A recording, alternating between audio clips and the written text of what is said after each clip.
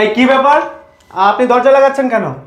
আরে বাড়িতে কেউ দেখে নেবে কেন? তুমি কি বুঝো না আমি কেন দরজা লাগিয়েছি? না আমি বুঝতে পারছি না। আর আপনি আমাকে মিথ্যা কথা বলে এখানে নিয়ে এসেছেন কেন? আপনি না বলেছিলেন নূপুর অসুস্থ? নূপুর কোথায়? আরে বাবা, নূপুর কি আমার বাসায় থাকবে নাকি? নূপুর আছে নূপুরের বাসায়। নূপুরের বাসায়? তাহলে আপনি মিথ্যা কথা বলে আমাকে এখানে নিয়ে এসেছেন কেন? আমি চলে যাবো এখন। আরে তুমি নূপুর টুপুর কেন করতেছো? তুমি কি বোঝো না আমি তোমাকে ভালোবাসি? এই ছাড়েন আপনি। এভাবে আমার বুকের উপরে এসে পড়তেছেন কিসের জন্য? আপনি জানেন না আমি নূপুরকে অনেক ভালোবাসি? আর নূপুর যদি এসব জানতে পারে না তাহলে কিন্তু অনেক বড় ঝামেলা হয়ে যাবে। এগুলো কিন্তু ঠিক না। আপনি সরেন, আমি চলে যাবো এখান থেকে। আরে তুমি আমার দিকে একটু তাকাও না, একবার যদি দেখো আর মুখ ফেরাতে ইচ্ছা করবে না। আরে ছাড়েন আপনি, এসব কি করতেছেন? দেখেন আমি কিন্তু ওইরকম মাইন্ডের লোক না। আর আপনি আমার পথ ছাড়েন, আমি চলে যাচ্ছি। আরে তুমি যাও না প্লিজ। এই আপনি হাত ছাড়েন আমার। এই দাঁড়াও। শ্রাবণ, আরে নূপুর তুমি এখানে? আমি তো তোমাকেই খুঁজতেছি।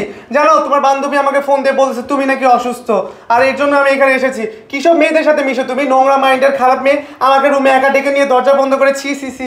কুল বেবি কুল। আমার বান্ধবীর কিন্তু কোনো দোষ নেই। আসলে আমি নিজেই ওকে তোমার কাছে পাঠিয়েছিলাম তোমার একটু লয়ালিটি চেক করার জন্য। আমার বান্ধবী আমাকে বলেছে জানো তো, যে আজকালকার ছেলেদের না লয়ালিটির কোনো ঠিক নেই, ওরা একসাথে অনেক মেয়ের সাথে রিলেশন করে। তাই আর কি তোমাকে একটু যাচাই করার জন্য। Sorry sorry. হোয়াট? এই ধরনের কি কথা বলতেছো তুমি?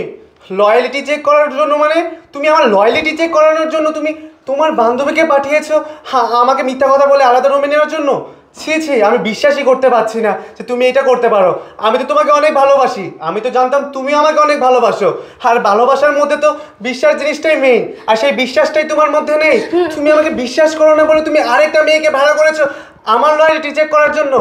আরে না না, তুমি এসব কি বলছো?